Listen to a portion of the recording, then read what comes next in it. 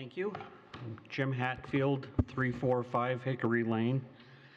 And the question was about I know it's not a public hearing, but about the Colorado 60 Colorado Boulevard intersection. I couldn't tell by the diagrams that were posted online what the impact is going to be to the part of Clearview that already has trees and sidewalks. Is that going to be affected by this straightening and moving around of the street? Matt, you want to provide comment on that? Good evening, Mayor and Council. Hope you're all doing well this evening. If it would be appropriate, I might defer the question to Brandon Torres. He's our senior project manager, and maybe as he presents the item this evening, maybe he could talk about that if that's, Jim, if that's amenable to you. Yeah. Okay. So he can certainly bring it up and discuss that when the agenda item comes up. All right, perfect. Okay. Any other great. questions, sir? That was my concern. I just want to see if that question can be addressed. It's a good question. All right, thank you. Can we have Steve Hunt come forward, state your name and address for the record? Hi, I'm Steve Hunt, 1011 North 2nd Street. I represent a group concerned with the cemetery and objects. I don't know if you got the photo there. It's been going on. We're not getting notification when the cemetery is doing cleanup or that, and they end up throwing all of our stuff in the dumpster. And the photo I sent you that I took, and Chad is my neighbor. His mom lives across the street from my house. And I've talked to him about this before, and it's epically frustrating, with our loved ones that are interred there, that they just go in and throw our stuff away. I know there's a notice put in the Johnstown Breeze. I don't think that's enough. I think what we need to be doing is there's not that many people that have residents, I guess, at the cemetery. They should be getting an email address from all of us and notify us by text. And those that don't have that capability, some of our elderly citizens that don't have email and that, they need to be notified by mail a couple weeks ahead, because I certainly hope the cemetery folks, and they do a wonderful job. It's beautiful out there. If any of you have driven by Sunset on 35th Avenue and 34, which I have to drive by work, it's horrible. It's a horrible looking place, and proud of our community, but we're well below the bar in that, and we just need to be notified, because you're throwing away hundreds of dollars of our stuff. And one of the lights that I have that, because tonight's my wife's birthday and I took some roses out there, it's convenient to be here tonight, miss her, but it just, when they throw that stuff away, it breaks our heart. And I represent a group of people. I hope we can do it. I think it's a simple thing. We just need to be sent an email blast so we can get our stuff removed, so that your team doesn't have to do it for us. The light I bought 3 years ago at the Greeley Arts Festival, I've never seen another one. And if that got tossed in the trash, I can't tell you how distraught I would be. So if we could do that, and I'm going to follow up with Chad, because we want this fixed. It's been going on for years, and I promise I can fill this room with angry people that, our community is better than that. I've lived here 35 years when there was 1,500 people in this community, and now we're approaching 20,000, and I just would love to see that done. Just better notification, because I don't think your people, again, want to throw it away. We'll come get our stuff and put it up. Last year I missed the notice in the Breeze because it was put in the public notices. My daughter caught it, and I was a day from having my stuff thrown out. And she raced down, and thankfully both my daughters live in Milliken and were able to do so. I just hope you do, and we'll be following up. I just think it's something simple that can be done, and if we're selling plots, then we need to be getting that information so that people can be notified, because we have some, you know, it used to be dark out there at night. When you go out there now, if you drive through the cemetery, there's lights. There's a lot of creative people that are remembering their loved ones, and it's important that we're not overlooking them, and because it hurts when, you know, the people that are here that are thinking about their loved ones when that stuff gets thrown in the dumpster. And I've had my stuff thrown out 2 different times. Once I dug it out of the dumpster, some of it was broken, and I just hope we can do better, and I thank you for listening to me. Thank you very much. Mr. Hunt, question for you. Is this something you think you'd want to champion and kind of be the focal point for this? I would absolutely be involved in that. I work many hours, but I don't, you know, after I lost my wife, I moved to another community, but I have 4 grandsons in this school district, so I'm in town multiple days a week and would love to see it. And then I will work with the new town clerk. The old town clerk, Diana Seeley, lives down the street from me too. So I would, I've already spoken with her, and I'll make sure she gets my information, and would love to take care of that, because it's really, it distresses a lot of us, and because we don't want to have to come down here with our torches and pitchforks.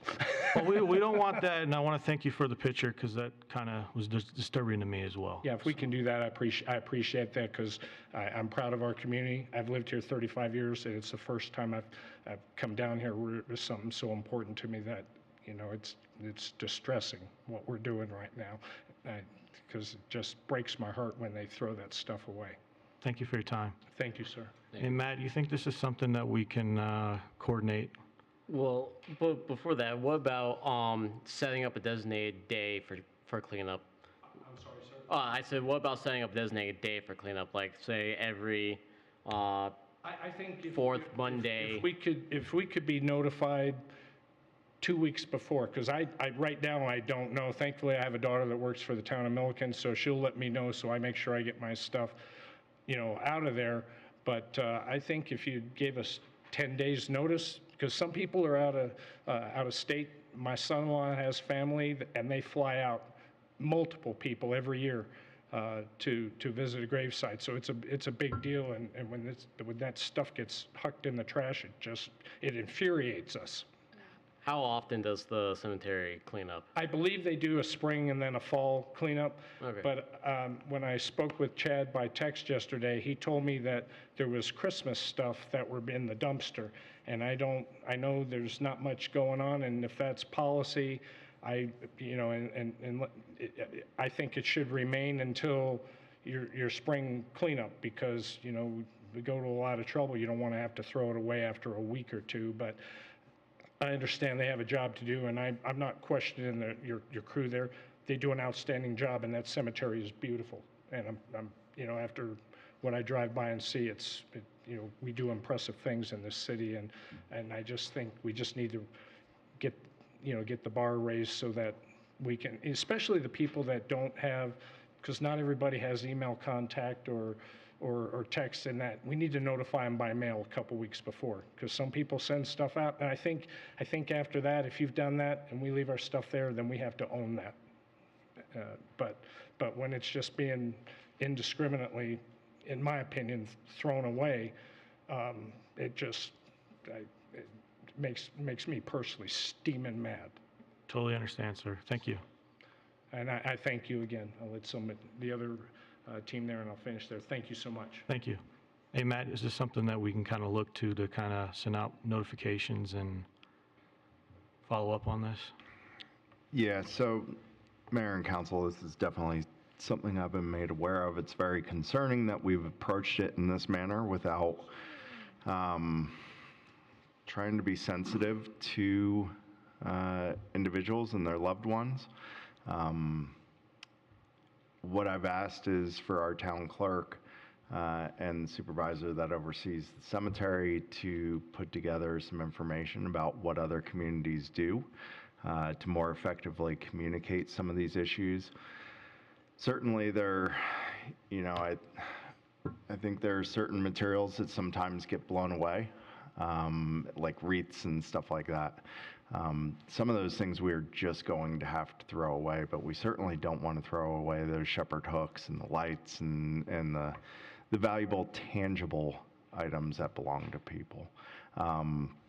So we are going to look at how we can more effectively communicate to those individuals that are still alive that have loved ones at the cemetery.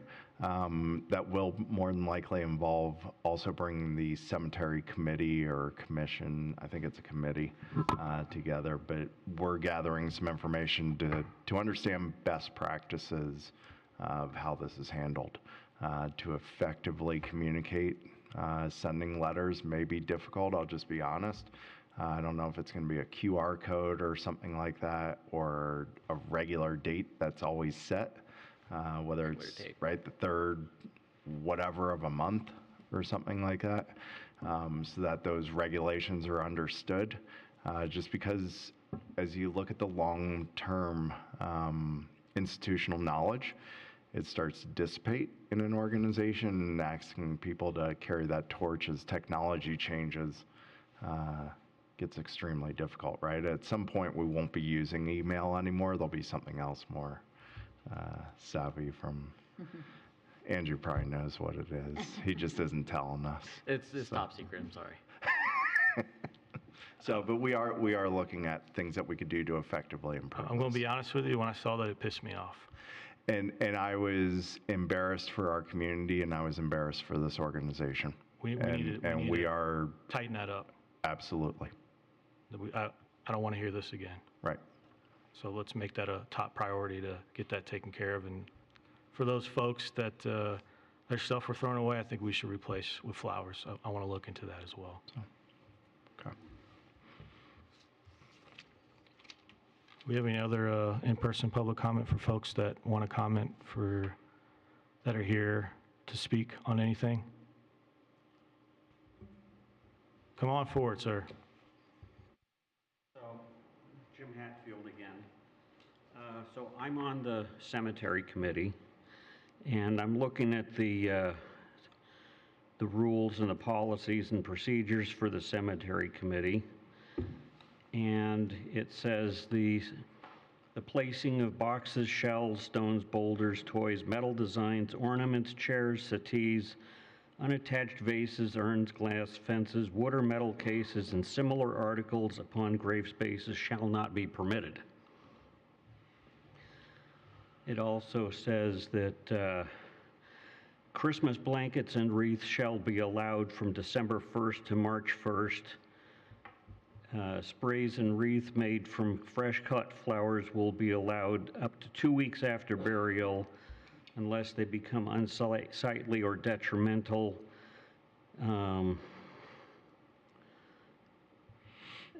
Anyway, the current procedures, the current policies, I think, do speak to this, but people may not be aware of what the rules are. Maybe we need to look into changing the rules a little bit. Yeah. So I just wanted to give that feedback here. Well, I appreciate it. Thank you very much.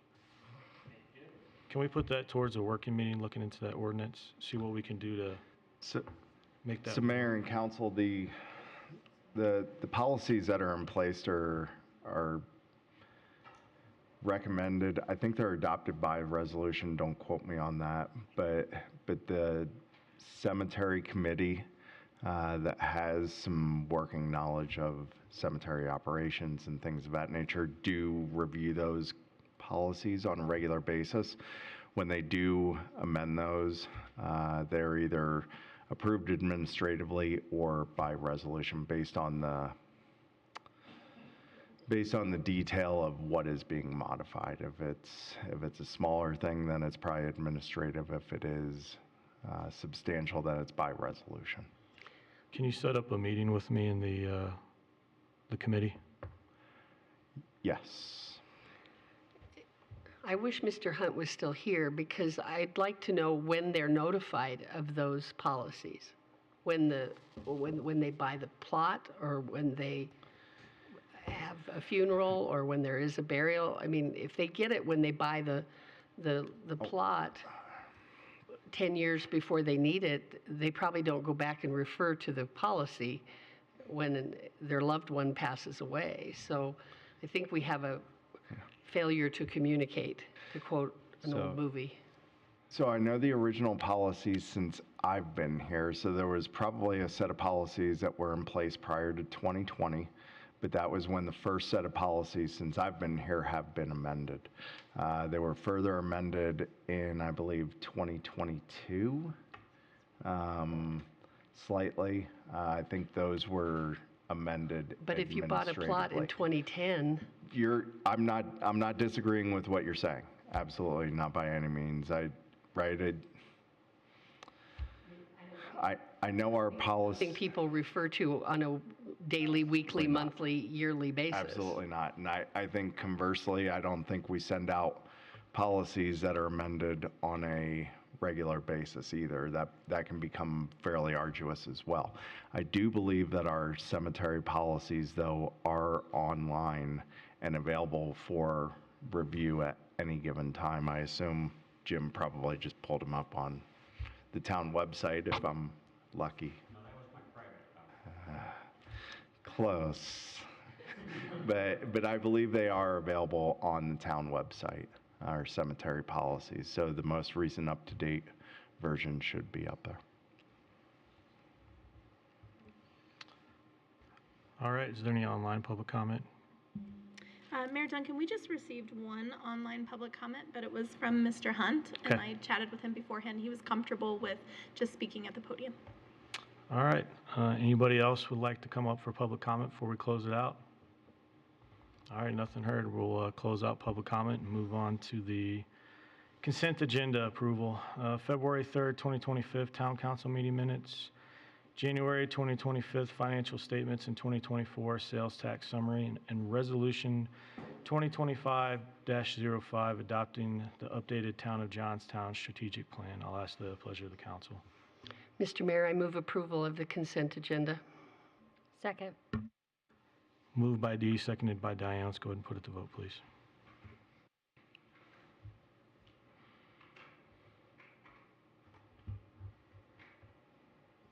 Ayes have it. Consent agenda is approved as it stands. I'll go ahead and ask for the town manager report. Good evening, Mayor and Council. Hope you're all doing well this evening. I do not have anything to report at this time. Thank you. Any questions from council? All right, I'll ask for the town attorney report. Good evening, Mayor, members of the council. I hope you are all doing well this evening. I also don't have anything, but am available for questions if you have any. Yeah, have you heard any more about the recent laws that are passed in towns or municipalities taking action against them? I know that CML was trying to set something up, and I saw a couple of emails come through about them setting up some lawsuits. Have you heard much about that, or do you know much? Sorry, I missed the question. So last year, the Colorado State Congress and Senate passed a few laws that limited municipalities and their authority, and so CML was gathering people together to do lawsuits or to fight the action. Have you heard much about this? I know the legislative session is in progress now, and CML is submitting some CML-initiated bills and also opposing and supporting other bills that have been proposed, but I haven't heard anything specific. Okay. I know Matt is also somewhat involved and may have Are you heard. talking specifically about the land use bills that were passed? So I don't know of anybody specifically that filed suit. So there were several, right? There was one about parking lots, one about accessory dwellings. There was one about number of people that you could have in your home. And then, what was it, the forced, like, if it was near a highway or a It was near a transit Regional transit area. district area, and we do not fall into that classification. But the others we're certainly subject to. I think in March you can expect some sort of work session that will talk about some of those, that there are going to be changes to our land use code to fall into compliance with those laws that recently were changed in 2024. Basically, what we do, as a matter of, I'd call it general caution. Forgive me, Avi, if you don't like that terminology, but right, we have a certain set of bills or a certain set of laws in place. If a state law amends that, we just don't enforce it, to be honest with you, temporarily, making sure that there are no challenges to that bill that was made at the state level. And if nothing happens, then we do look forward to amending it accordingly. And that's what we've done with the occupancy bill. So I apologize, I didn't get what you were saying when it just came to land use. No, I haven't heard anything with respect to land use yet. But I imagine by the end of this legislative session, there will be some updates. Thank you. Any other further questions? All right, with that, I'll go ahead and open up our public hearing for consideration of ordinance 2025-265 approving zoning for Wagner Farms, and consideration of resolution 2025-06 approving a preliminary plat for Wagner Farms subdivision. I'll go ahead and ask for the staff report. Thank you, Mayor. Good evening. Good evening, Council. My name is Jeremy Gleim. I am the Planning and Development Director for the town of Johnstown. Get this going real quick here.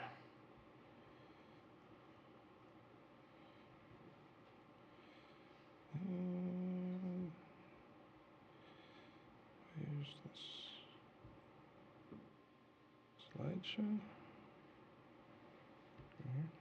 Okay. Again, my name is Jeremy Gleim, Planning and Development Director for the town of Johnstown. For your consideration is a change of zone request and a request for a preliminary plat for the project known as Wagner Farms, ordinance 2025-265 and resolution 2025-06 respectively. Project site's located at the northwest corner of State Highway 60 and Colorado Boulevard. Lies just south of the Johnstown Elwell Cemetery and measures approximately 17 acres in size. The home supply ditch runs along the north border or north property line of the project site, and the historical use of this property has been for agricultural purposes. There are a handful of vacant buildings in the northeast corner of the property, which would most likely be demolished as development occurs. The applicant is proposing a change of zone from the existing PUD zoning to a mixed-use neighborhood commercial zoning, or MUNC zoning. As described in the Land Use and Development Code, the MUNC district provides for small-scale and low-intensity uses that complement, support, and are integrated into surrounding neighborhoods. And as you can see on the screen, much of the surrounding land is zoned PUD, but the land uses within those PUDs are primarily residential subdivisions.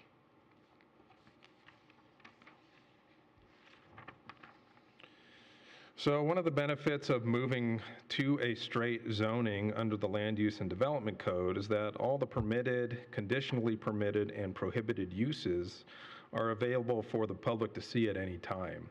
So it does provide a pretty good framework for what can be developed on the site, even ahead of any formal development application. So Land Use and Development Code is something that's on our website. Anybody can go in there at any time and look at development standards, permitted uses, all the development requirements that we would impose as a development occurred on this property. Another benefit in moving from PUD zoning to straight zoning is that any project that does develop on the site, again, will be fully regulated by the Land Use and Development Code. And that's important because, a little bit of history, the town went to a considerable effort in 2019 to 2021 to update the town's comprehensive plan. So a large effort, 2-year project to get that updated. And the town's comprehensive plan is basically the guiding document for how the town is going to grow and develop over time. And on the heels of that project, the town undertook an update to the Land Use and Development Code. And the Land Use and Development Code provides all of the intimate details for land development to occur, so individual projects, subdivisions, things like that. So the importance of that and those two documents is that the Land Use and Development Code is the primary tool to implement the comprehensive plan, at least from a development standpoint. So we lean on that to be able to execute the visions that are described in the town's comprehensive plan. So I think that's important to note, and I think it's an important consideration in moving from a PUD zoning, which has its own unique standards and requirements that can be different from anything else in the town, to a more uniform land use code. So the MUNC zone is primarily for neighborhood type uses. So again, low intensity stuff. This project site is at the corner of two major arterial roadways, so it's a good site for that proposed zoning designation. The applicant, in conjunction with the change of zone, has also submitted a preliminary plat.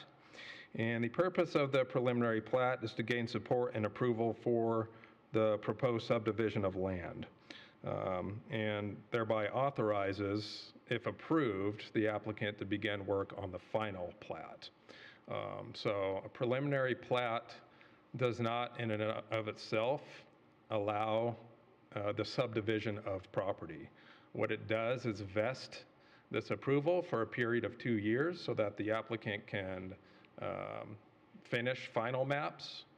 And those final maps are what will come back to you at a certain point.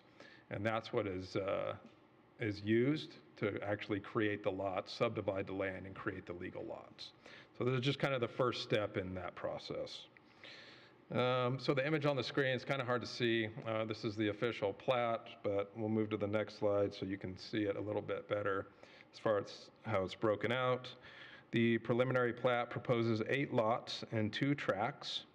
Lot 1, which is the largest of all the lots, is being reserved for residential development, and the remaining 7 lots would be used for commercial development.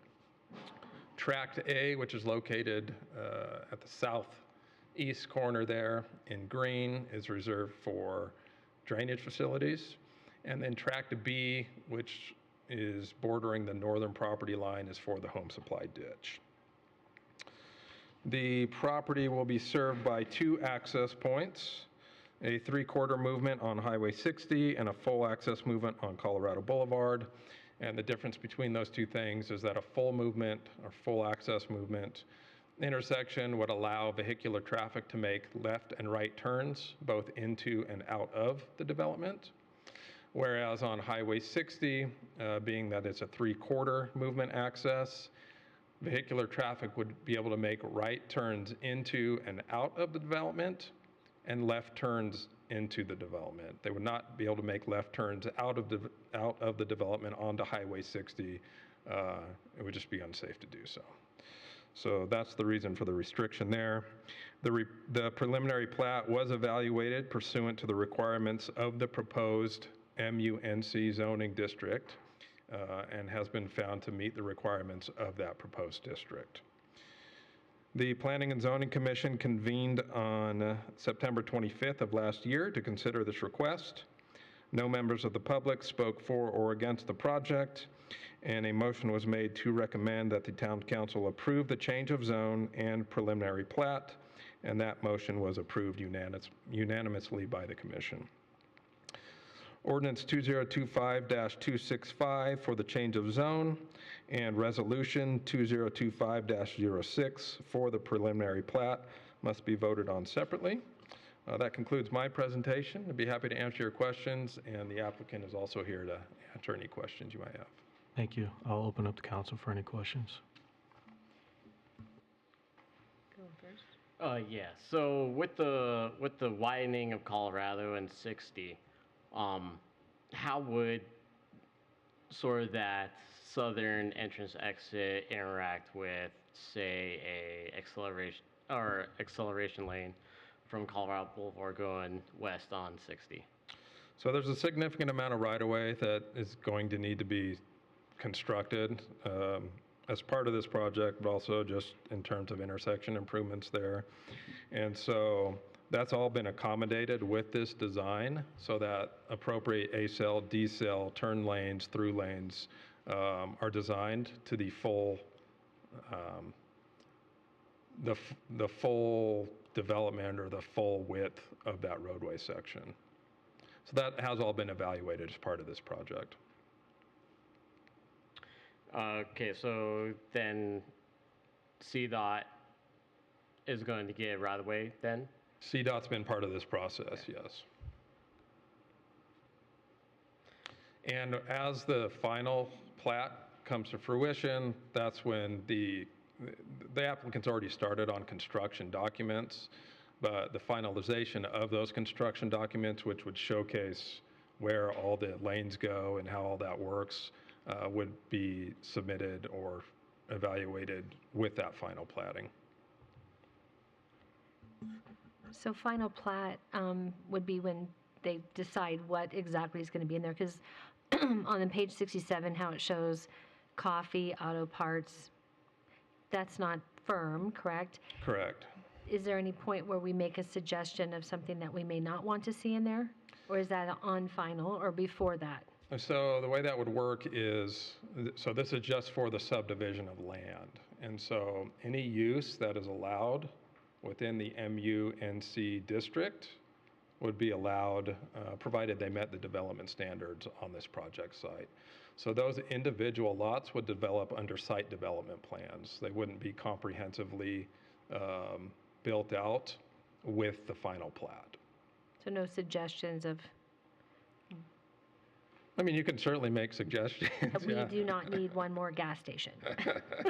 That's my 2 cents on it. Yeah, you can certainly make suggestions, but for the purposes of this, the final plat itself would just subdivide this land Okay. and create these lots. Thank you. I guess my only question would be is how will this proposal affect local residents, businesses, and property owners? Yeah, and maybe the applicant could speak to that a little more. But what this does is it essentially converts agricultural land to land that is able to develop with both commercial and residential uses. And again, the neighborhood, the mixed-use neighborhood commercial district really caters to those neighborhood services. So you could potentially see a daycare or a coffee shop or things like that, a dry cleaner maybe. The everyday services that you wouldn't go to a regional destination shopping center for, but just that you need on a daily basis. Do you have the applicant step forward, please? Absolutely.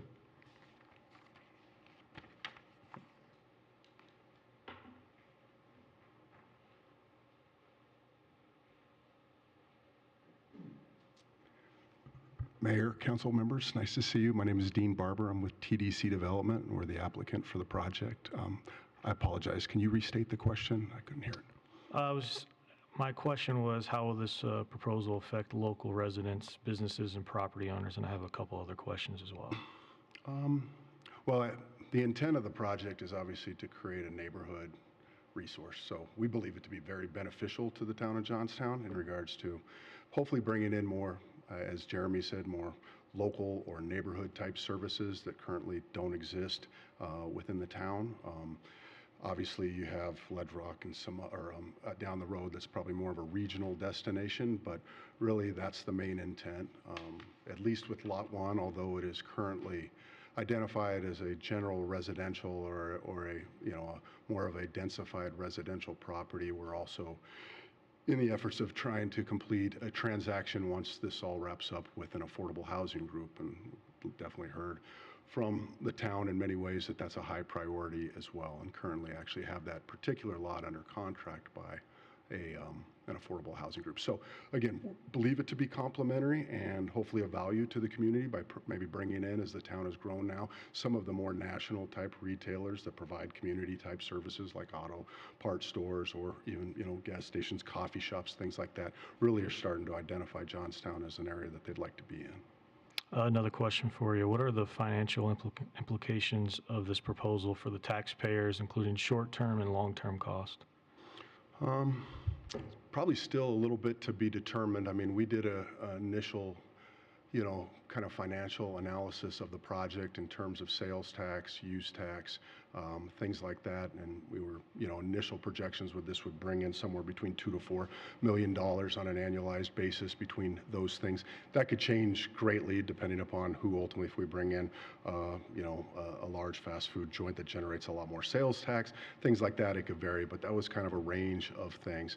The majority of the infrastructure that you see the developer is going to construct. We are still in conversations about a couple of large regional improvements, primarily around Colorado Boulevard, and a large water line, water distribution line that currently bisects the property.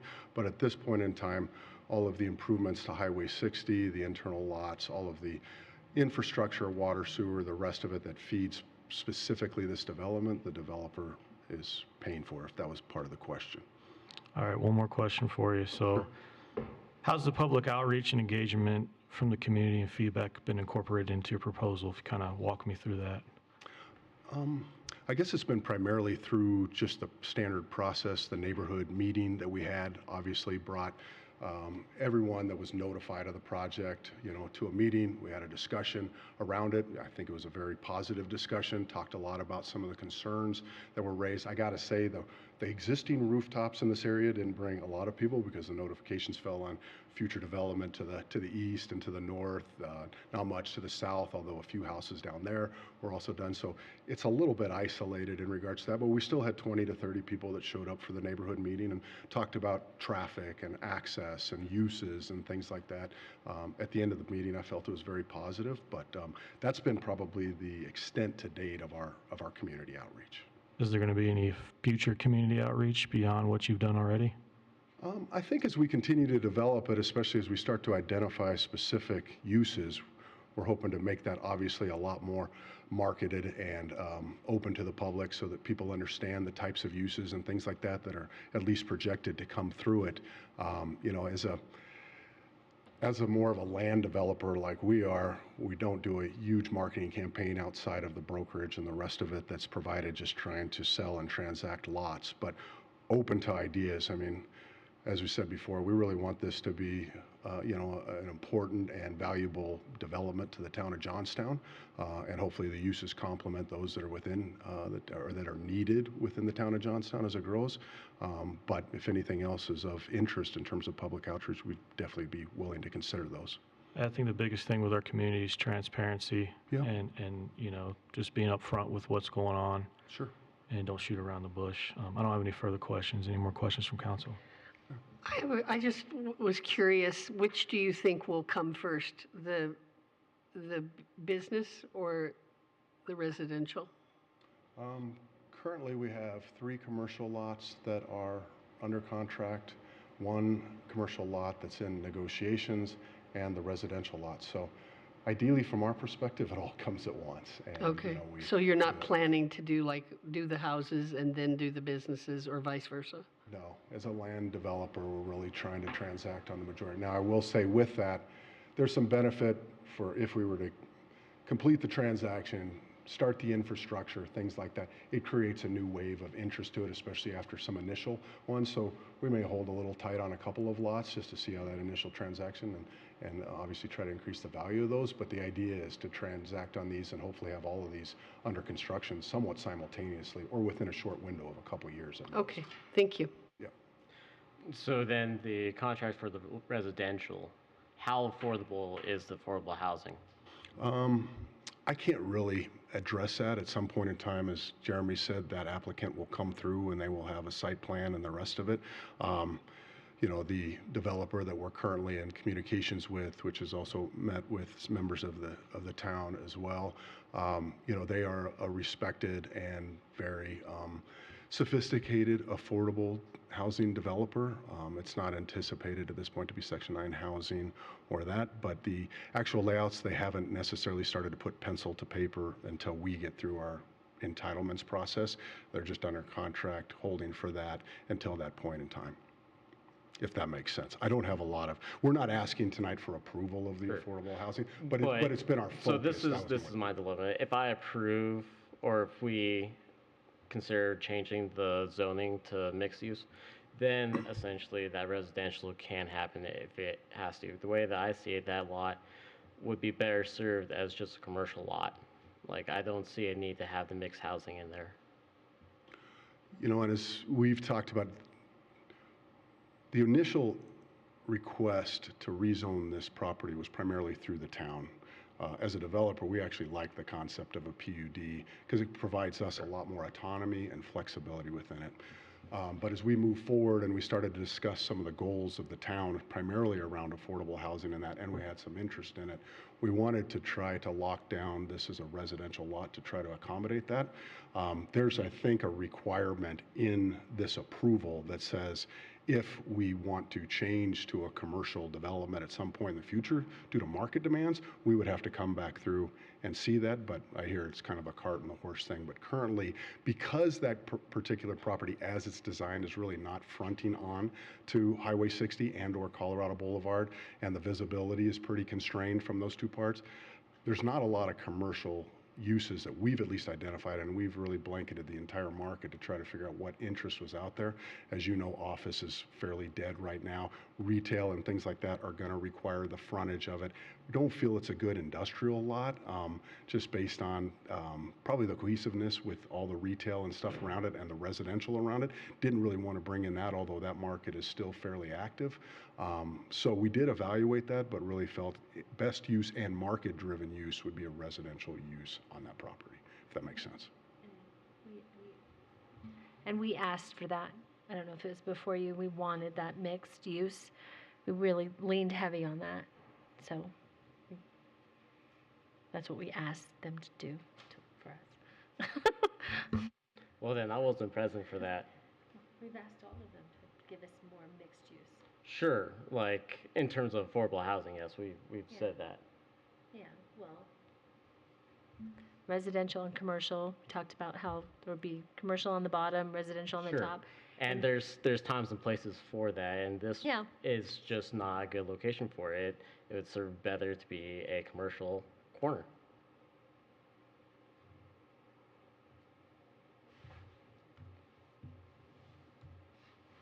Any other questions from council? Thank you for your time, sir. You bet. Thank you guys. Appreciate your time. I'll open it up for anybody who's for or against this project that'd like to come forward and speak. All right. Anything online? Nothing at this time, Mayor. All right, with that, we'll go ahead and close out the public hearing of this portion, and I'll go ahead and ask the clerk to read the ordinance title and then ask the pleasure of the council.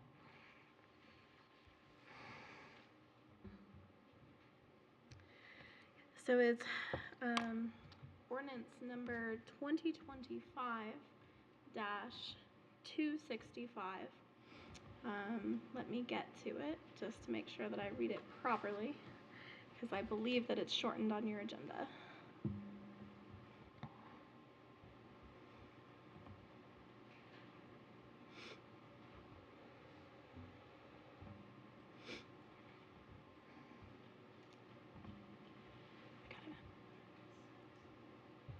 Yep, you're right. All right. So, Town of Johnstown, Colorado Ordinance 2025-265, an ordinance amending a change of zone for property known as Wagner Farm, situated in the southeast quarter of Section 1, Township 4 North, Range 68 West of the 6th PM, Town of Johnstown, County of Weld, State of Colorado, consisting of approximately 17.44 acres from Planned Unit Development Business, PUDB, to Mixed-Use Neighborhood Commercial, MU-NC. Thank you, Megan. With that, I'll ask the pleasure of the council.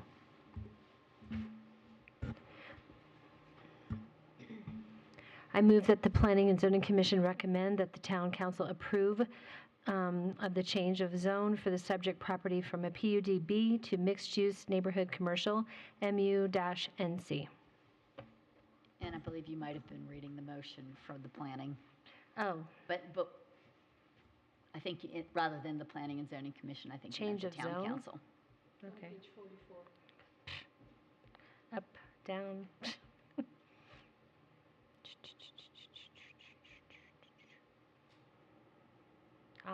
There we go.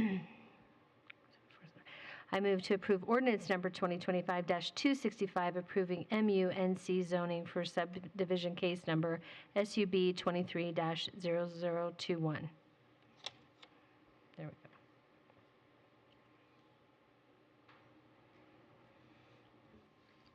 Get a second on this motion?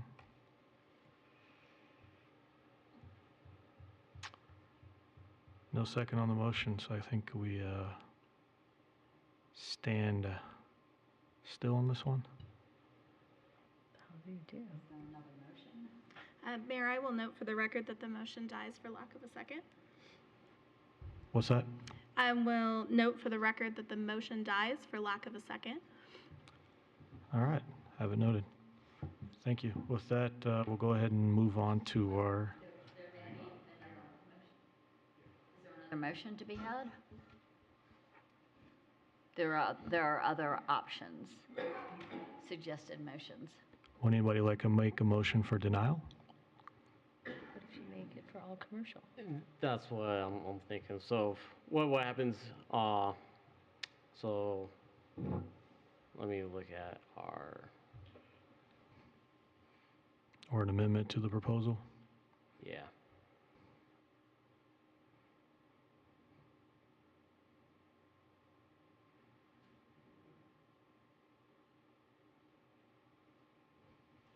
So I guess this is where I'm at, because if I make an amendment and it passes, then we essentially change the zoning of this without considering the developer, correct? Question one more time? So if I want to try and make a motion to convert this to just commercial and it passes, then we've essentially bypassed the developer. Yeah, that probably would not be an appropriate Okay. motion. Yeah. They've submitted an application to change us from what is essentially commercial PUD business to MUNC. Okay. So And- that means that if it died of a lack of a second, it remains at PUD, correct? That is correct. Yes. And the gentleman said that that gave you much more latitude. Is that what I heard you say? But, if we're gonna have anybody continue to talk, I suggest that there be a motion to reopen the hearing. And if you want to take more evidence, you certainly can. So maybe there should be a motion to reopen the hearing in a second, and then if you all want more evidence from the applicant. And then denying it, just, they'll have to reapply, correct? I think if I might, so there's two things here. There's the zoning that's being considered, and there's the plat that's being considered. Yep. By virtue of approving the zoning, that doesn't approve this preliminary plat. That just changes the zone. Sure, but that still gives them the basis to put residential in there, and there's really nothing that we can say to that. Like, if we deny the plat and they meet all of the design credentials or standards, then really it's on us. They're allowed to have their autonomy within whatever we set forth. So the MUNC zone does allow for commercial and residential development. They would still have to come back with a subdivision plat. And at the time of platting, so for example, this particular preliminary plat was evaluated based on the fact that Lot 1 was for residential development. There are limitations on the size of lots for commercial development in the MUNC zone. So if they came back with a plat that was strictly commercial, then it would look a lot different than this, number one. And number two, there would also be discretion as part of the platting process to evaluate what those ultimate uses would be, based on the size of the lot specifically. Well, then that kind of goes against what we've been told in the past, where as long as they meet design and zoning requirements, then they can essentially put whatever they want in. Well, there's the plat, the subdivision of land still requires a public hearing, and that would be evaluated. So this preliminary plat was evaluated based on the MUNC zoning for the uses that they were proposing. Yeah, but the zoning itself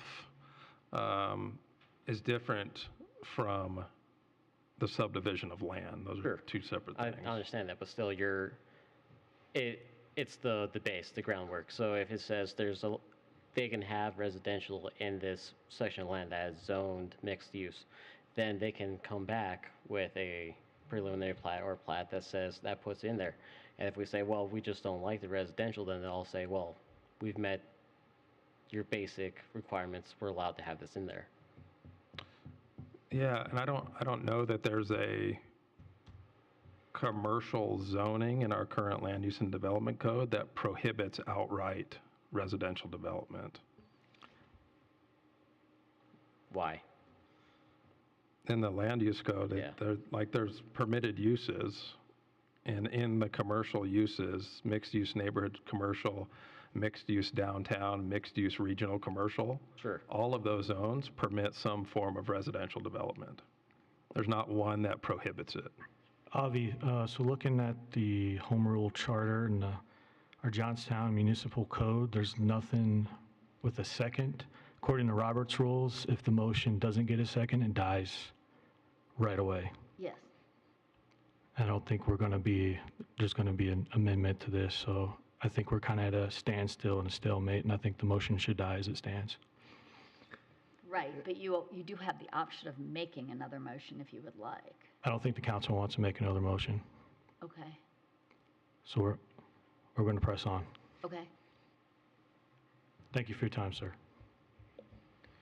With that, we'll go ahead and close this out. All right, we'll go ahead and move into the next portion of our agenda, is the new business. Contract modification order number 2, the Alfred Benchich and Company Ultimate Design Highway 60 Colorado intersection improvements. I'll ask for the staff report.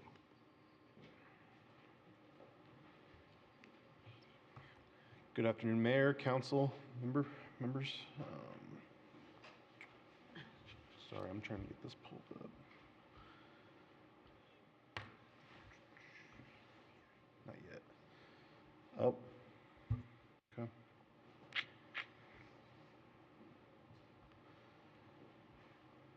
Not technology savvy enough here, I apologize. No worries, take your time. Can you help me zoom, please? Control Z. No, here. This is ridiculous. Full screen. Oh, thank you. You're welcome. Okay. And then just to go to the next page, I just click like next page or something. Oh, how do I go back? Okay. How do I restart? So it's this one right here. And then full screen mode. And then I think you just have to go back. It's killing me small. Oh, okay, perfect. Yeah, if we just start there, we're good. Thank you. Got you. Yeah. Thank you. Sorry about that. Good evening, Mayor, council members. I'm Brandon Torres, Senior Project Manager for the Public Works Department. Tonight, I come to you asking a request to add change order modification number 2 for Alfred Benesh for the ultimate design of Highway 60 and Colorado Boulevard intersection improvements. Back in March 6, 2023, the Town Council approved a professional service agreement for JWO Engineering for the design of an interim condition, which is shown up here for you to view, for the State Highway 60 and Colorado Boulevard intersection. The original project design cost for this project was $431,435. For an interim condition that would fix the skew, and it would ultimately add a dedicated right-hand turn, a through lane, and a dedicated left turn for northbound and southbound traffic. There was going to be no improvements made to Highway 60. So what's shown on here on the dark gray was going to be the full depth addition to the existing roadway, and what's shown with the hexagonal section there was going to be a simple mill and overlay of that intersection for an interim condition, may I remind you. With this, there was going to be future installation for ultimate design street lights and traffic signal. Knowing that future development was going to come through, ultimately the streetlights would be there in their ultimate configuration match or lessen the cost for future improvements. Okay. However, in anticipation of adjacent development in the future, the Public Works knew that this was only going to be an interim condition, which we didn't know how long it was going to be in place with future development. So ultimately, a part of the interim condition, we asked JWO Engineering to provide us an ultimate design concept for the ultimate build-out of Highway 60 and Colorado Boulevard to meet the town of Johnstown standards for major arterial roadways based on the Transportation Master Plan. Johnny Olson, who was the owner of JWO, transitioned over to Alfred Benesh, who was the subcontractor to him on that contract. And ultimately, Benesh resumed the design for these interim improvements that was shown on here. And ultimately, in December of 2023, these plans, which are labeled as 90% plans, were provided to staff. And at that point, they were held. Throughout 2024, and as Jeremy kind of alluded to, there's been interest in this intersection, increased visibility, and increased activity in the vicinity based upon land development in that area. And to facilitate potential development in that area of adjacent property owners, the Public Works Department is being proactive in wanting to take the opportunity to build the ultimate configuration out for this intersection, which is shown here, to ultimately build out the full ultimate intersection to its permanent configuration that'll be used to meet the town of Johnstown standards.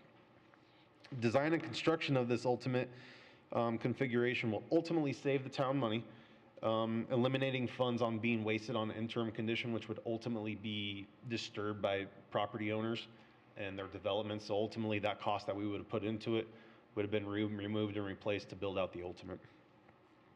With doing this full ultimate design and construction, it saves time in the construction duration, produces less inconvenience to the general public and the surrounding areas, and ultimately it'll result in a higher quality product for the public works staff and general folks to use. To date, there was one change order previously approved administratively, which was just a contract time extension for this design.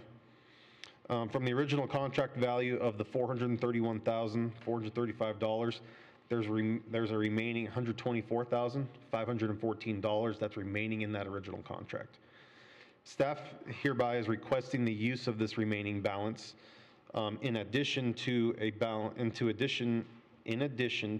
amount of $298,620 to support change order 2 for the design of the full ultimate configuration shown here.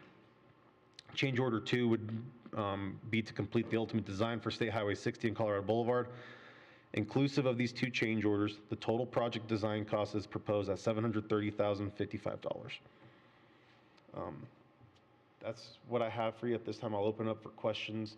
Oh, sorry, I apologize. If you don't mind, I'd like to answer Mr. Jim Hatfield's question over here about where the project lies on the northern bounds. So this project going north on Colorado Boulevard would end at the south entrance of the cemetery. So it would not be going toward the Corbett Glen property and interfering. Oh, he was asking about Clearview. Clearview on the south side? Okay, Clearview on the south side, we would be ending north of Carlson Boulevard. So just in that vacant property on what I'll say, the southwest and the southeast corners over there. So nothing in Corbett Glen. Okay, so you wouldn't be widening 13 down south? No, not on this project, no. So sorry, with that, I'll open up for any questions. All right, I got a question for you. So what is the total cost increase associated with the contract modification, and how does it compare to the original contract budget? Excellent question. So originally, the first contract value was $431,000.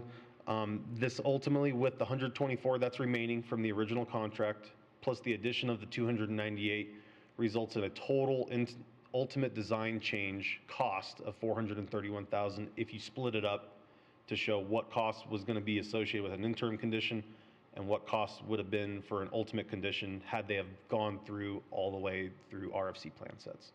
Okay, I have another question for you. Are there any contingency funds available for this modification, or will additional funding be required from the general fund or grant or other sources? At this time, there's no additional funding being requested. Project funding is already accounted for in the 2025 fiscal year budget in the streets program underneath the capital fund. Okay, one more question for you. Will this contract modification impact the overall project and timeline of Highway 60 Colorado Boulevard intersection improvements? Colorado 60, can you repeat that question one more time? I So will apologize. this contract modification impact the overall project timeline for the Highway 60 Colorado Boulevard intersection improvements? Ultimately, it will, without this change order going through, it does not continue. Right now, in order to progress forward, we're at the point now to where once we get, if it is approved, construction is set to start sometime in fall with the irrigation seasons, to where we get majority of the irrigation utilities moved, and then resume into 2026 and focus on the roadway sections during non-weather limitations. Thank you. I'll open up to council for questions. I have a question regarding the ultimate versus the interim. Yes, ma'am. And I wasn't here in 2023 when this, or early 2024, I don't know what date you said, but I wasn't here. Yes, ma'am. So why did we start small? Why didn't we just go for the home run at the beginning? What was the rationale of that? I know you weren't here either, so maybe I need to defer to Matt. I wasn't here, just looking through previous communications there. It was to address the new school, the new high school going in there, and having dedicated through and turn lanes. Ultimately, we were still working based on what was going on in late 2024 when I arrived. We were still doing a Highway 60 feasibility study, which was understanding the improvements that were needed for all of Highway 60 going from I-25 down to Parrish. And so we couldn't incorporate that at this time. So the only thing that we really had at that point in time was understanding the north and the south legs of Colorado Boulevard to hopefully try and alleviate some congestion and ultimately get at least the traffic signals installed before developers would come in, where normally this would fall on the developers for them to go through. And with 4 property corners, you're subject to unknown amount of time, whether it be months, years, separation of the full ultimate build out. But everybody and their brother knew that we were building a new high school, and that intersection was going to be key to that. And I feel like when they didn't do themselves justice by putting a Band-Aid, what I consider a Band-Aid on it, and now you have a $750,000 job that could have been maybe spread out before the high school was even built. Yes, ma'am, I totally understand. I mean, I know I'm living in my dream world here, but we all knew that 60 and 13 were going to be a problem when the high school went in. Yes, ma'am, I totally understand that. As I mentioned, I wasn't here. I'd have to defer and come back to you with some answers on that as to why it didn't occur at that time and why it's being requested now. Yeah. And what does this impact have on the roundabout? The roundabout still is planned for this summer. The design at this point, pending approval, the design is anticipated to be complete after the end of the construction season for the roundabout, to where it So would they're then not going to transition. be Not at the same time. butting heads? No, ma'am. So in terms of price, like in the 90%, they did an interim, right? So they're essentially mostly finished with the intersection with that 90%. The ultimate build out shouldn't add too much more of a cost. So my question is, in terms of transparency, why is it over $250,000 to finish it out? That's a huge amount of money for what I'm saying is not a whole lot of engineering. No, I could understand that. And so with this, the interim condition, there's a lot of significant utilities in the intersection to where those have to be relocated, whereas on the interim condition, there was only utility relocations needed on the northwest corner of the property, which was discussed on the Wagoneer section over there, specifically related to irrigation laterals. So it was going to have to kick that out further west to accommodate that right turn lane going on to Colorado or onto Highway 60 going westbound. And with this, there's significantly more utility relocations, and as well as we're expanding the limits of construction to where, if I could pull up on the other one, because we're going north toward the cemetery, and then as well going down south toward Carlson Boulevard near the forget the subdivision over there, not Corbett Glen, Clearview over there. It's expanding the SUE level that we need to get for understanding utilities and the relocation of that. So the majority of that 298,000 that is being requested, not the 124 that was remaining, out of that, 150,000 was related toward expanded utility, SUE levels, utility relocations, coordination with the Hillsborough ditch. So the majority of that cost is related to that. Okay. So then I assume that they send you a budgetary document that lists out hours per project or task? That is correct, sir. Okay. Have we compared that to other projects before to see if they're actually giving us the best deal possible? Because since this is a change order, they're going to essentially be a sole source, so we really have no idea of what to compare their price to. So understanding that and the labor hours, essentially what they've accounted for is about just shy of 2,000 working hours on their end to design this in-house. Out of that, there was about 400 that was remaining. And so the way that we compared it was that the interim design, while it was underneath budget and it was at 90%, they didn't use all those hours. The similar project that we kind of compared this to was the roundabouts project over there, where our design cost over there is about that $400,000 as well. So about $400,000 for a full intersection of the ultimate configuration was how we kind of came up with that cost and referred back to them, and everything kind of aligns as far as like a checkpoint on that. So I don't know if that answers your question, but that's how we kind of double check to see if it's within the border of that. Okay, thank you. Can I circle back? What happens to the house that's been sitting there at the southeast corner of 60 and 13? So ultimately, that house is part of removal for the northern, I'm going to get my acronyms wrong. I'm going to say NISP. It's the NISP Waterline Project, which is the Northern Water Project that's going through Johnstown, and ultimately, it's that huge corridor waterline project. Ultimately, they come in there before we do for construction, and they're planning on taking that out. So that will not be there? That will not be there. That one on the southeast corner will not be there. Because in one of these drawings, it looks like you skirted around it. I hope that we didn't. We like on this one here. There's an. I'm sorry. I'm not really good It's with in this. pink. I can. But tell. there's an overlay of like the existing ground conditions versus what's proposed. But ultimately, that house is removed, and that goes a part of the NISP water line. Because that house is not only a problem for Colorado Boulevard and 60, it's an eyesore for the town. Yes, ma'am, and that's part of NISP's water line, and we're in coordination with them, understanding their construction schedule. So I could come back when I know more I just want to information be on it. sure that if this passes, that house is not going to be a So lingering. I don't know that we can make that commitment. We can't. As the town. That is a private property. And we didn't buy the right of way? We have not purchased the right of way on the southeast corner there. That has not been dedicated, as there is no development. Then how are they at going to this make all time. those turn lanes?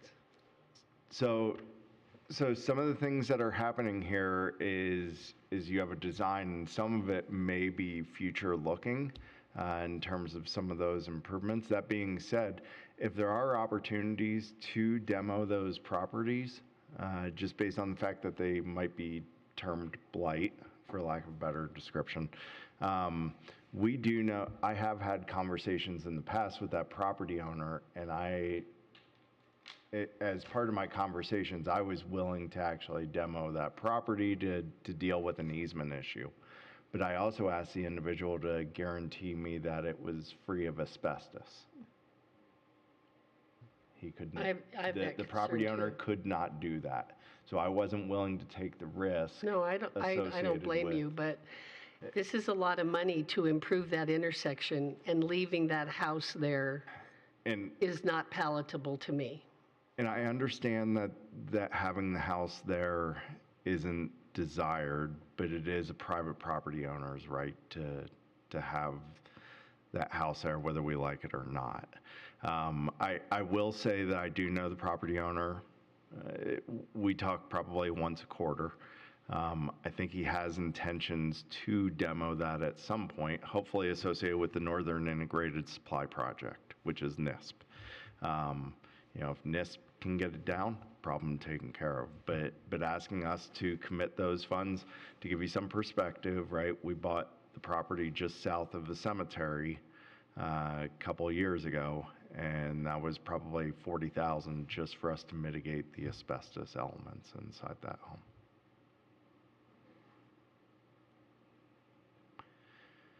I will say that he is moving forward on demoing the other property on his land, which was the house that caught on fire probably 2 winters ago, I think it was.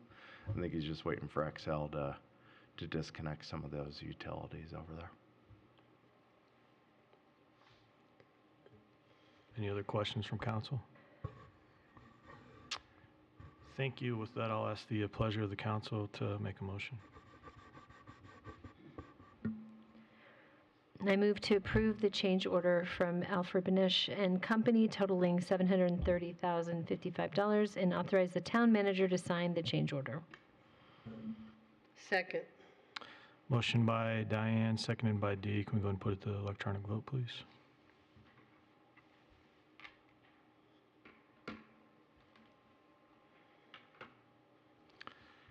With that, the ayes have it. Motion passes. Next on our list is the zoning case number 24-0006 concept review. Before we begin today, I want to emphasize that this is a presentation and is an opportunity for the applicant to introduce their various concept plans and obtain feedback from the council. Please note the applicant has not submitted an official zoning application and that no decisions will be made today. I want to make it very clear that the council members should listen, provide preliminary input on the applicant's concept plans. Additionally, I'd like to remind my fellow council members that we are not in a position to give any indication on how we might vote when a formal zoning application is submitted. With that, I'll go ahead and turn it over to the staff for presentation. Thank you, Mayor and Council. Just have a brief presentation for you. I'll let the applicant do the majority of the talking on this one. Thank you. So, as the mayor mentioned,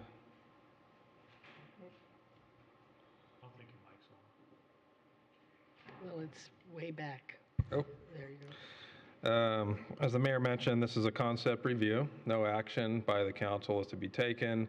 It's just an opportunity for the applicant to present some concepts and gain initial feedback from you and the public. As part of this process, we have had a couple neighborhood meetings as well as a planning and zoning commission hearing in the same format for conceptual review. So with that, again, just reiterating the fact that no action is to be taken. Talk a little bit about process. So after this process concludes, the conceptual review, the applicant will have to make a formal request for zoning. And at that point, staff will analyze and review that request. We'll ultimately take it to the Planning and Zoning Commission with a staff recommendation. That'll be at a public hearing. And then the Planning and Zoning Commission will make a recommendation on the zoning for you all to consider. And that would also be done at a public hearing. So 2 additional public hearings for this project to establish a change of zone for it. And the change of zone is required to facilitate development of this property. Project site's located on the west side of Telep Avenue, just north of the Rolling Hills Ranch subdivision. It lies to the immediate west of the Thompson Park ball fields, and the project site is currently zoned HA, or holding agriculture. And my last slide is just to show the zoning in the immediate vicinity. That red line on the screen indicates the town's border. So everything south of that red line is within town limits, and everything to the north is within Weld County still. So properties to the east and south are currently in an R1 district, and then there is PUD zoning to the southwest of the project site. And again, just to reiterate the mayor's comments, Since this is kind of a new process for us, I'll just state once again that no action is to be taken by the council on this project, and I would recommend focusing any comments on the design elements that are favored or unfavored within these concepts by individual council members. And with that, I will turn it over to the applicant. Jeremy, can I ask a question? Maybe it's just my ignorance, but I thought that it was the Nelson ball fields, not Thompson. Oh, Nelson, it probably is. I probably mislabeled it. Okay. Well, you know me. I'm a proofreader by nature. And I was like, where is Thompson ball fields? Yeah, my apologies, yeah. Okay, My Nelson, fault. thank you. I mislabeled it.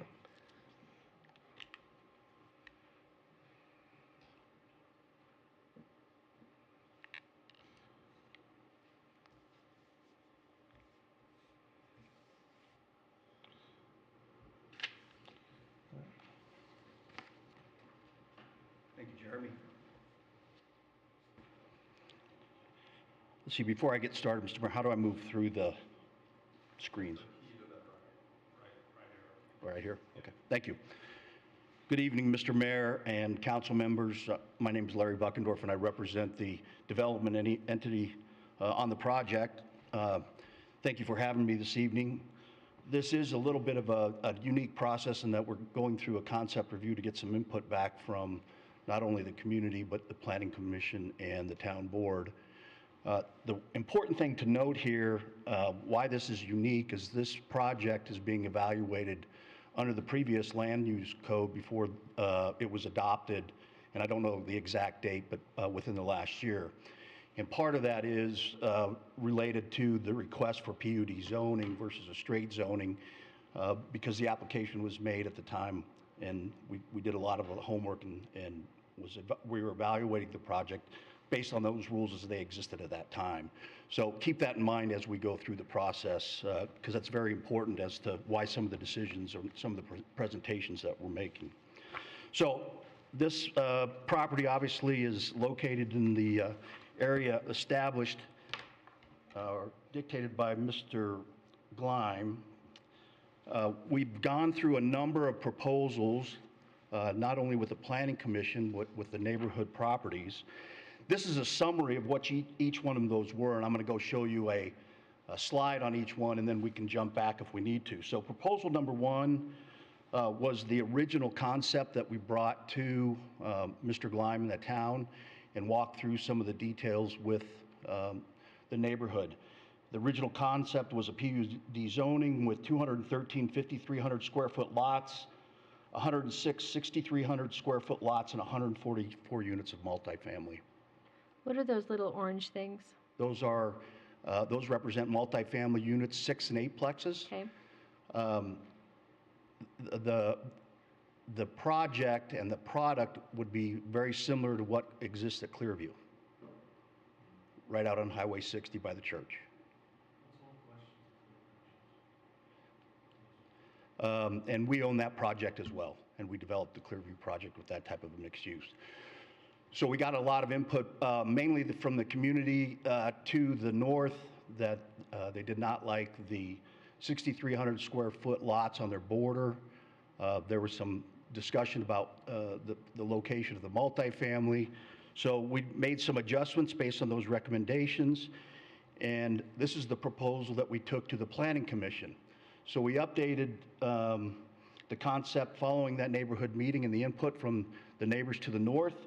Still a PUD zoning. The 5,300 square foot lots were reduced to 209, 78 6,300 square foot lots, and then we did 19 7,500 square foot lots on the southern border in response to that request from Rolling Hills, so that it's more conducive to the type of product that exists right that buffers up to them, and so that there's more consistency, transition from south to north, larger lots on the exterior, smaller lots on the interior, and then design the multifamily on the east side as a good transition to the ball field so that we don't have a lot of single-family residential lots on that edge as well.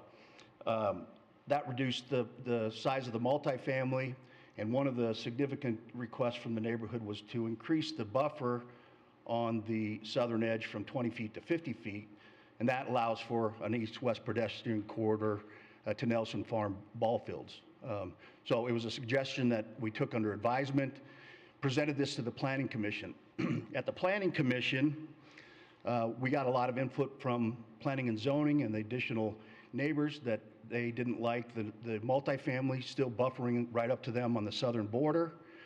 So we extended the 75 square foot lots all the way across the border, built in a roundabout and shrunk the multifamily so that you've got better transition, and it addressed a significant concern to the neighboring homeowners. So now we've got 209 5,300 square foot lots, 57 6,300 square foot lots, and now 36 7,500 square foot lots, which provides a full buffer for Rolling Hills Ranch, and again, kept the buffer at 50 feet with a large area also buffering out on Colorado Boulevard. So those were all of the exact comments that we got from the community and incorporated into this, and from the planning and zoning and incorporated into this proposal. So this is what's in front of you today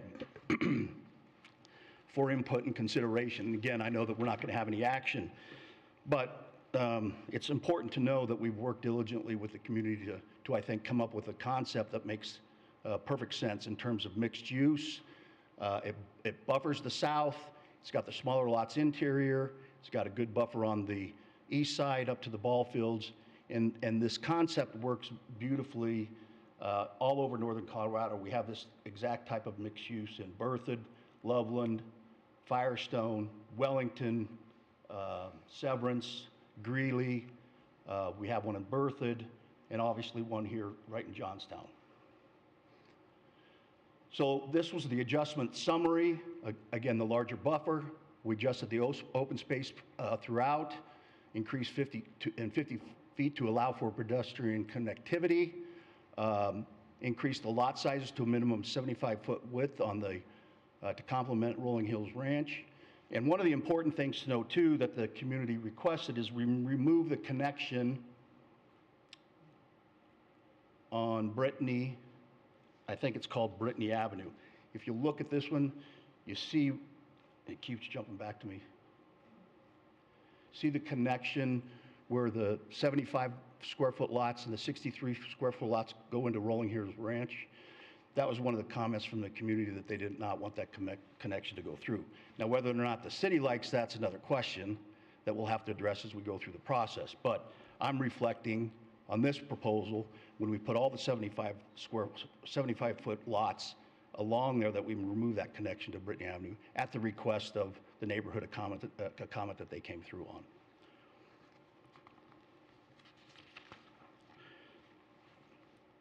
Here's the important thing to recognize.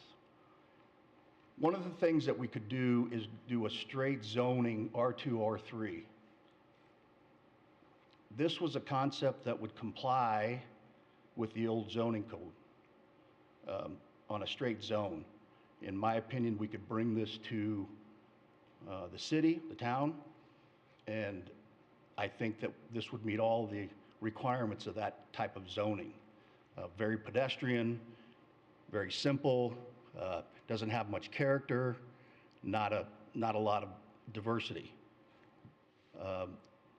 We also could bring an SF1 straight zoning designation, which that designation requires a minimum square foot of 6,300 square foot lots.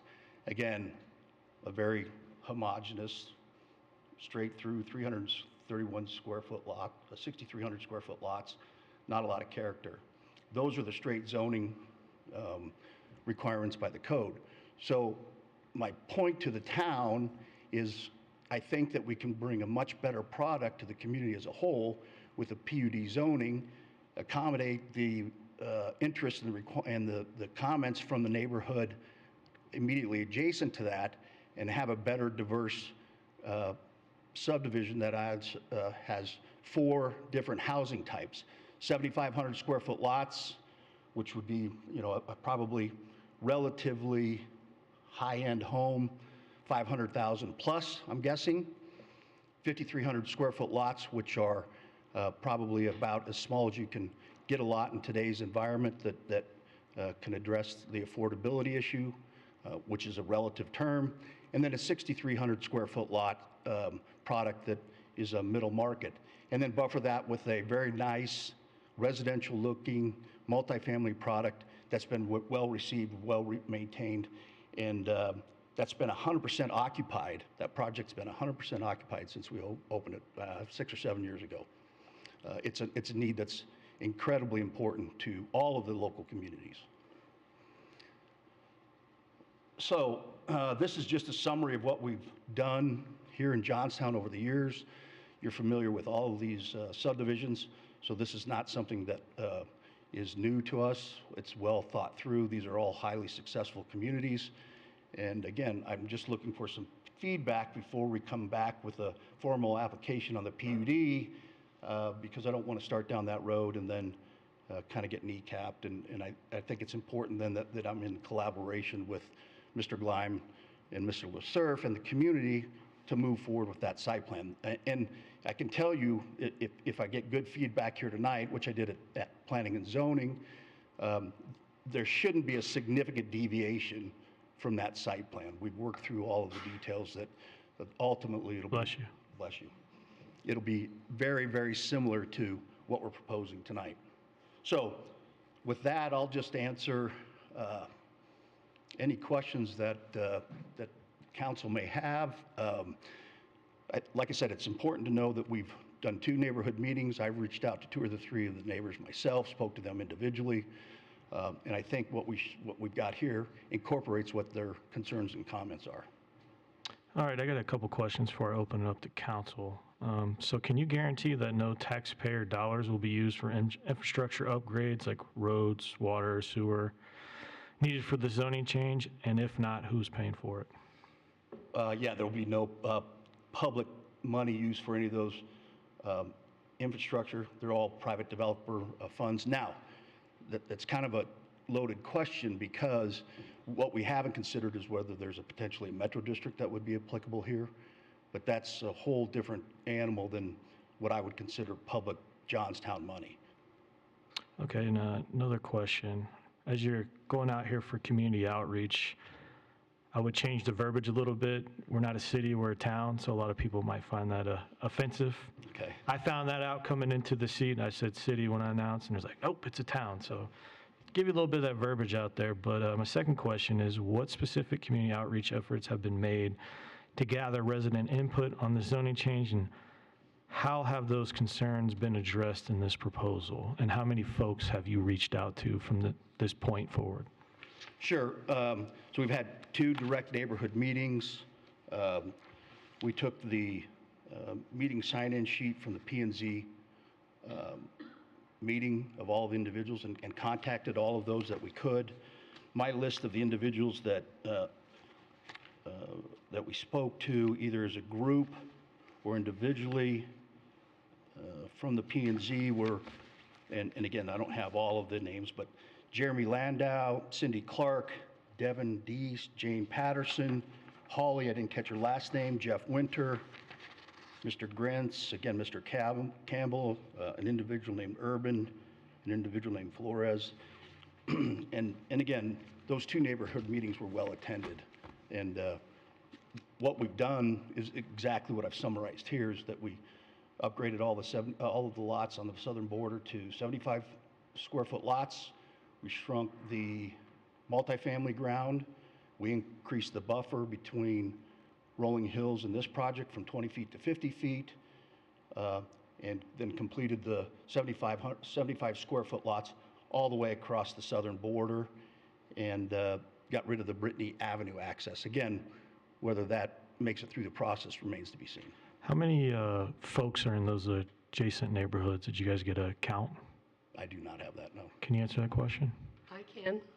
There's 497 homes in Rolling Hills Ranch. So it sounds like we got about 20-ish representatives that you've spoken to. I think as we start to look at this project, transparency and outreach should be the number one before you come back before the council. Mayor, we have those meetings and we can't bring them to the water.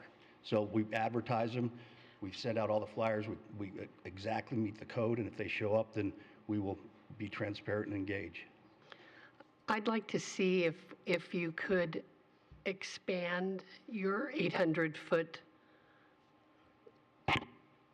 bubble, because I do think it impacts all 497 homes. I don't know what you're referring to in the 800-foot bubble. She's referring to the noticing requirements, so we're required to notice 800 Is it 800 feet? beyond property boundaries. It's currently 800 feet? Yeah, and I think, 800 feet. I think I don't know that, We why we would changed do it. that. We changed it at our last, Yeah. I don't know I why asked we for it would. to be But I 800. would like to notice see it beyond what the code expanded requires. into the entire Rolling Hills Ranch No, neighborhood. I don't think that's reasonable. To offer that they have an opinion? Well, the council member, the code sets up rules and regulations, and I don't think that you just arbitrarily change them from subdivision to subdivision. So I think that's an unreasonable request, and no, I'm not willing to do that.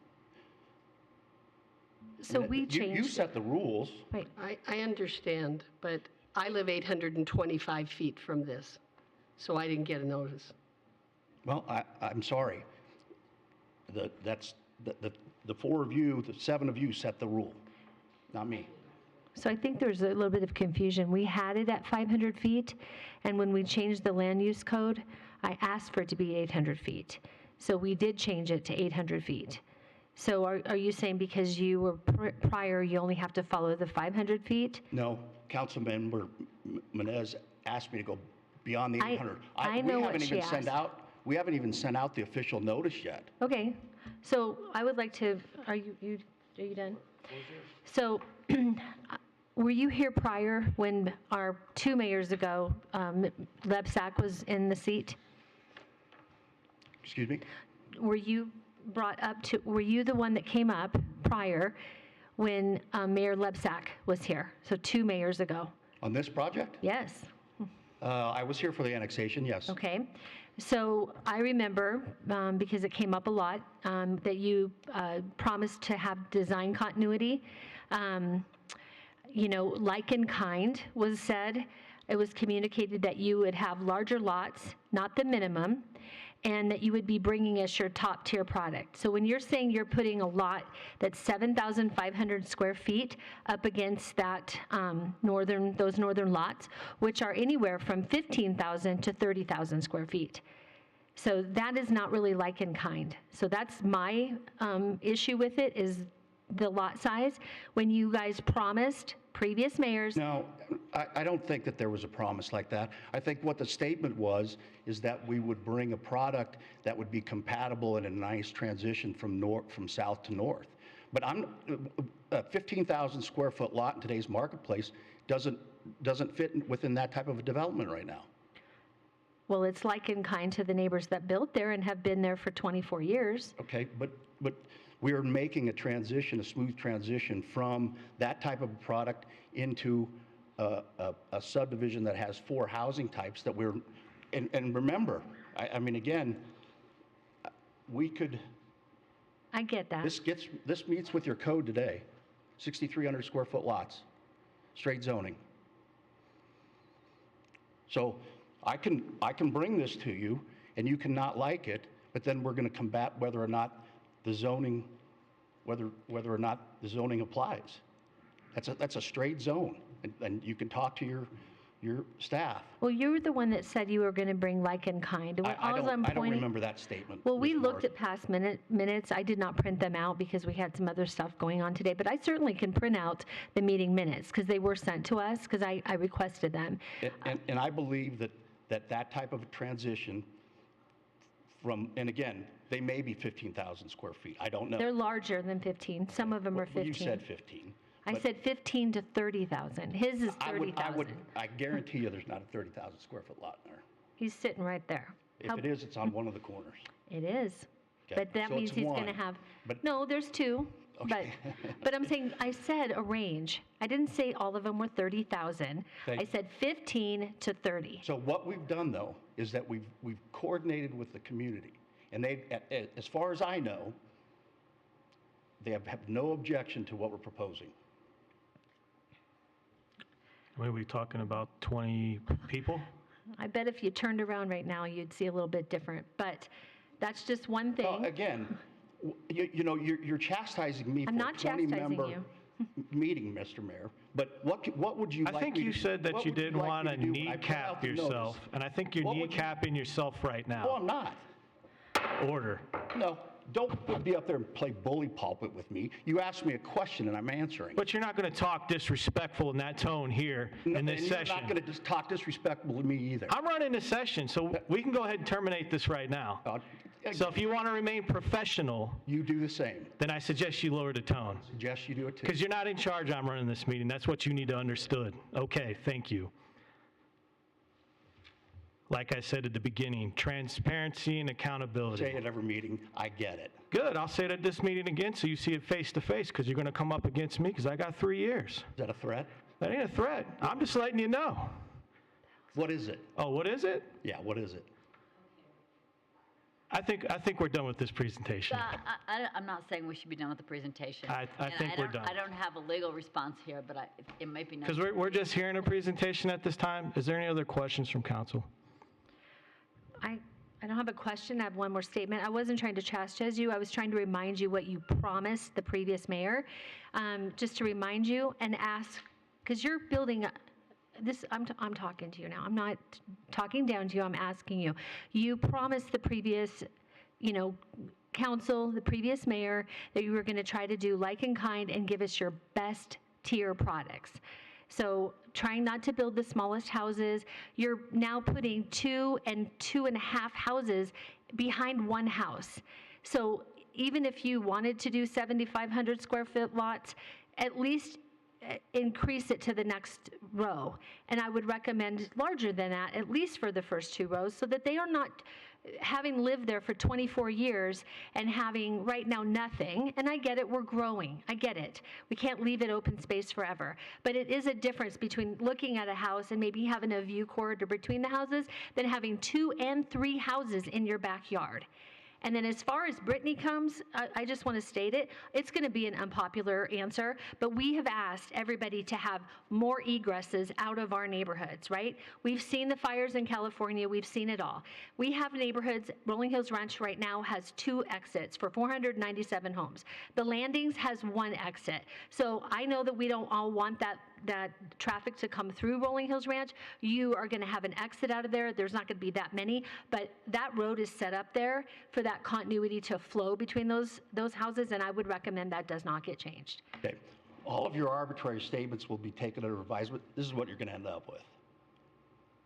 Oh, are you saying no? Any other questions? Don't say no. It'll be a straight zone application, We'll Mr. let Mayor. anybody talk that came to talk. Any other questions? I don't have any questions. All right, thank you for your presentation, sir. What about, and Mayor, what about the people that came? I'm running the meeting. I'm asking a question. Stand by.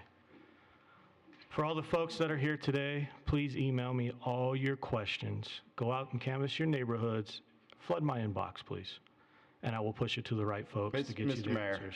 Mr. Mayor, clarity.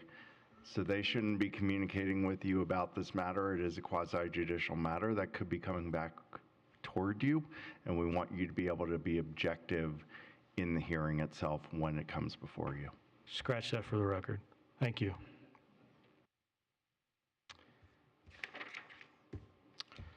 With that, I'll go ahead and open it up to council reports and comments. We'll start with you, Andrew. All right, well, my twins are born, finally. They've been with me a grand total of 2 weeks. They were premature, 35 weeks born, but they're doing great right now, and they're at home, so can't wait to get back to them.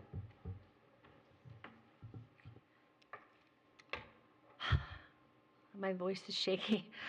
We had a wonderful tour of Wood's grocery store today.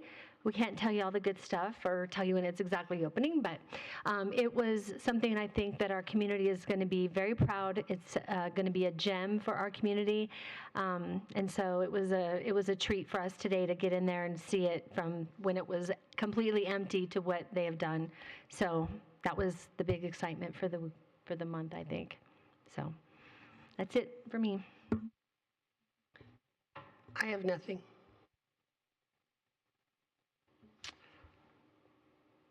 Well, this has been an interesting meeting. I want to thank the community for coming out today to listen, to be a part of our session today, asking your questions, and hopefully you're getting the questions and answers that you need.